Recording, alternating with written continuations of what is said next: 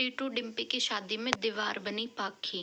तो क्या ये शादी हो पाएगी? पाखी ये सब कुछ होने देगी? ये देखने के लिए चलिए देखते हैं आज का एपिसोड। और आज का एपिसोड शुरू होता है, टीटू शादी का जोड़ा बाबा जी को देता है कि मुझे डिम्पी से शादी करना है। तो ये चीज़ें देख के बाबा जी को धक्का लगता है।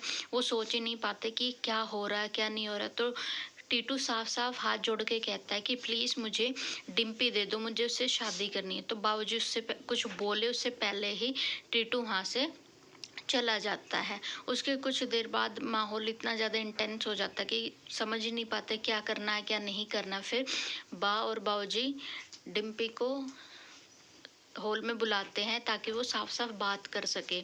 तो बाबूजी कहता है कि तुम अपनी बात बताओ डिम्पी, तुम्हें क्या करना है? क्या तुम्हें टीटू पसंद है? तो डिम्पी हाँ बोल देती है और ये सारी बातें सुन लेती है पाखी। और ये बात सुन के उसको आ जाता है गुस्सा और वो अपनी बेटी पे गुस्सा निकालती है, इधर उधर सामान फेंकती है, उस पर जोर जोर से चिल्लाती है। तभी वहाँ पे आ जाती है डिम्पी और कहती है कि तुम अपनी बेटी पे ऐसा गुस्सा क्यों कर रहे हो? तो अपनी बेटी को वहाँ से भेज के डिम्पी को कहती है कि तुम मेरे और तपिस के बीच में आ रहे हो। पहले तुम मेरे और अधिक के बीच में आ गई, अब मेरे और टीटू के बीच में आ रही हो। मैं टीटू को इतना ज़्यादा पसंद करती हूँ, अब हम मिलने लगे हैं, काम की बात करने लगे हैं, धीरे धीरे नज़दीकियाँ बढ़ने लगी, लेकिन तुमसे बात बर्दाश्त नहीं होती। अब तुम्हारे मन में फीलिंग है, अब तुम्हें उससे शादी करनी है, मैं ऐसा कभी नहीं होने दूंगी। ये बात सुन के डिम्पी को धक्का लगता है और किचन में आके रोने लगती है। रोते रोते टीटू को फ़ोन करके बात करने के लिए बुलाती है और पहुंच जाती है डांस एकेडमी और वहीं पे आ जाता है टीटू।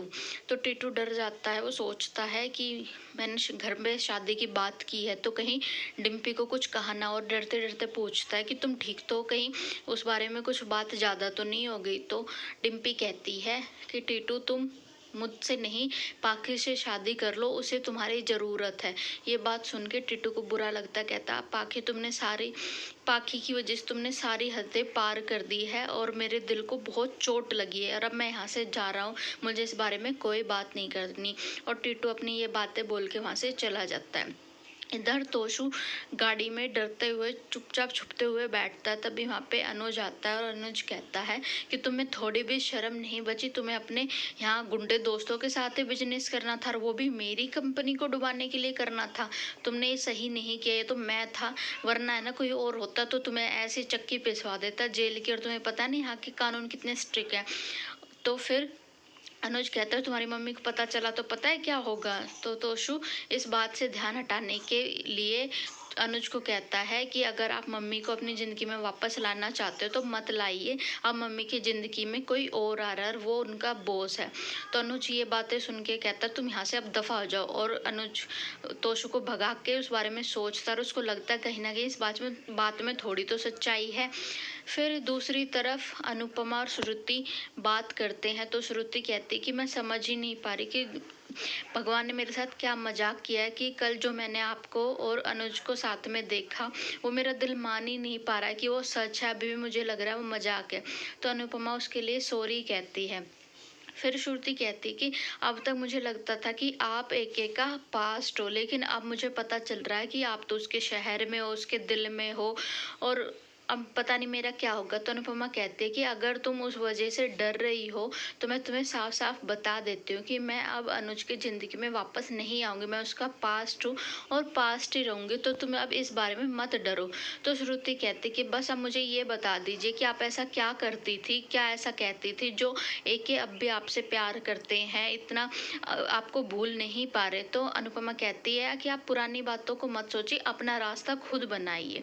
इधर घर पे अनुज श्रुति का वेट करता, तभी श्रुति आती है। तो अनुज पूछता तुम कहाँ गई? तो श्रुति बताते मैं अनुपमा से मिलने गई थी, बात करने। तो अनुज कहता कि उसकी क्या जरूरत थी, तुम्हें क्यों बात करनी थी? तो श्रुति कहते कि जैसे तुम्हें अपने सवालों के जवाब चाहिए थे वैसे मुझे अपने सवालों के जवाब चाहिए थे और वो मुझे मिल गए हैं और मैंने फैसला लिया है कि अब ये शादी नहीं होगी, शादी कैंसिल होगी। तो अनुज कहता है कि ऐसा क्यों कर रही है? जब मैंने आद्या के कहने पे सगाई की है तो मैं शादी भी करूंगा। श्रुति को गुस्सा आता है और वो कहती है कि दूसरों के कहने पे शादी नहीं करते, वो सिर्फ एक मजबूरी होती है। और अब मैं दूसरा फैसला मेरा ये है, मैं ये घर छोड़ के जा रही हूँ। और आज का एपिसोड यहाँ पे खत्म होता है। देखते कल के एपिसोड में क्या अनुज और आद्या श्रुति को रोक पाएंगे या नहीं, देखने के लिए अगर आपने मेरे चैनल को सब्सक्राइब नहीं किया गाइस तो जल्दी से ढेर सारा सब्सक्राइब कर दीजिए।